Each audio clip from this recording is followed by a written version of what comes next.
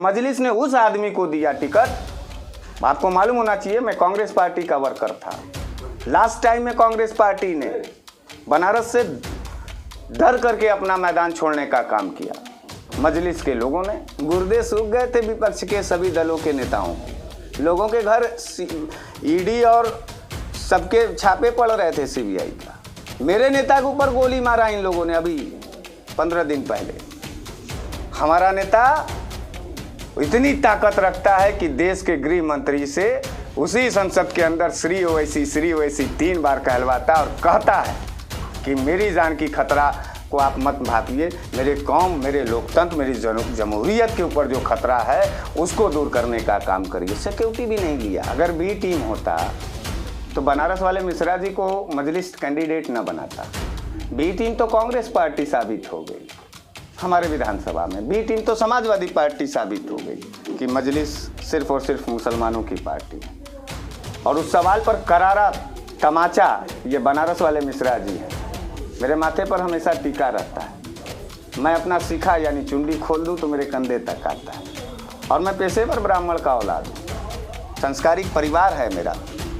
हम लोग पूजा पाठ के साथ ही अपनी शुरुआत करते हैं दिन का।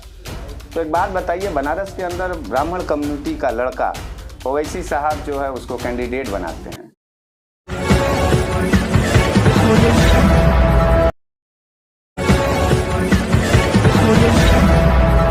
आपको उत्तरी से प्रत्याशी बनाया गया है। सामने आपके धन बल, बाहुबल, सर्वसंपन्न प्रत्याशी खड़े हैं। क्या लग रहा है आपको कि इस बार बनारस की जनता क्या कहेगी? देखिए, हमारे जो सामने जो प्रत्याशी हैं, आपने बात सही कहा कि उनके पास धन बल है, वो बाहुबली भी है। लेकिन आपको शायद दिख नहीं रहा है कि आपके सामने जो ये मजलिस का कैंडिडेट है 388 उत्तरी विधानसभा, जिसका नाम हरीश मिश्रा है, बनारस वाले मिश्रा जी के नाम से मैं जाना जाता हूँ पूरे देश में। उनके धन बल और उनके बाहुबल का मेरा जो टक्कर दिया जा रहा है वो जज्बात का है, मुकम्मल तेवर का है, एक क्रोध का है। जलालत के खिलाफ जो सवाल हम लोग लगाए हैं, लड़ते आए हैं, उसके खिलाफ का एक जज्बा है। तो वो लोग हारेंगे और मैं जीतने जा रहा हूँ।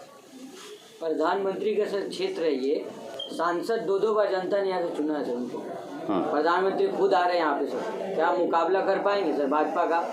देखिए गुरु, आप बनारस के बारे में जानते नहीं हैं। फिर बनारस बाबा विश्वनाथ की नगरी है। यहाँ कौमी एकता का एक बड़ा प्रतीक है और इसीलिए हमारे बुजुर्गों ने बनारस का शहर का नाम जो था वो बना हुआ रस यानी बनारस रखा गया है। रही बात प्रधानमंत्री की, बनारस बाबा विश्वनाथ की नगरी है। यहाँ एक कहावत कहा जाता है कि कोई भी भिखारी खाली हाथ नहीं जाता है। नरेंद्र मोदी जी अपने भाषणों में पिछले 7 सालों से उन्होंने कहा कि मैं 35 साल भीख मांगा। बनारस दयालु शहर है। बनारस ने उनको भीख में सांसद बनाया और भीख में देश का प्रधानमंत्री बनाया। ये वो बनारस है। और रही बात कि बनारस जब दूसरे के ऊपर के विश्वास कर सकता है तो बनारस अपने भी घर के औलादों के ऊपर विश्वास कर सकता है। और पूरा बनारस का उत्तरी विधानसभा का एक जनता वो मेरे साथ है, मेरे जज्बातों के साथ है, मेरे ताकत में अपना ताकत मिला रहा है। हम लोग लड़ रहे हैं। सर मिश्रा जी, एक और सवाल है। ठीक है, आप कह रहे बहुत मेहनत की है, सब लोग जानता है, लेकिन जो ओवैसी के ऊपर एक थप्पा लगा हुआ है, मुसलमानों की राजनीति करते हैं, 20% की राजनीति करते हैं, इसको मिटा पाएंगे आप? आपने सवाल बहुत अच्छा किया कि मजलिस सिर्फ और सिर्फ मुसलमानों की पार्टी है। और उस सवाल पर करारा तमाचा ये बनारस वाले मिश्रा जी हैं। मेरे माथे पर हमेशा टीका रहता है। मैं अपना शिखा यानी चुंडी खोल दूं तो मेरे कंधे तक आता है। और मैं पेशेवर ब्राह्मण का औलाद हूँ। संस्कारिक परिवार है मेरा। हम लोग पूजा पाठ के साथ ही अपनी शुरुआत करते हैं दिन का। तो एक बात बताइए, बनारस के अंदर ब्राह्मण कम्युनिटी का लड़का ओवैसी साहब जो है उसको कैंडिडेट बनाते हैं। और मुझे जिसने टिकट दिया, आपको मालूम होना चाहिए कि हमारे जो पार्टी के राष्ट्रीय महासचिव हैं श्रीमान पवन राव अंबेडकर जी, वो जाति के दलित हैं। मैं टिकट देने वाला मुझे दलित, टिकट पाने वाला ब्राह्मण, पार्टी मुस्लिम का। इससे बड़ा सेकुलरिज्म आपको कहाँ मिलेगा?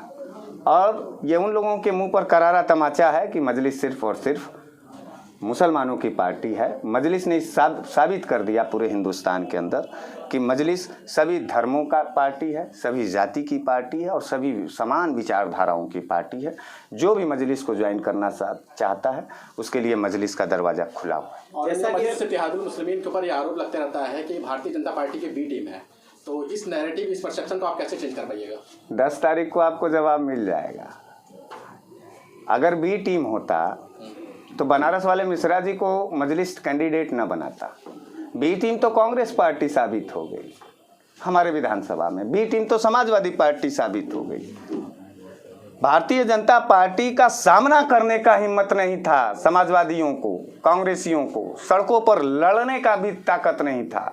आप पता करिए पूरे बनारस के सड़कों पर अकेला नौजवान, जिसे आप लोग बनारस वाले मिश्रा जी के नाम से जानते हैं, हमने बनारस के सड़कों को गूंगा और सुना नहीं होने दिया।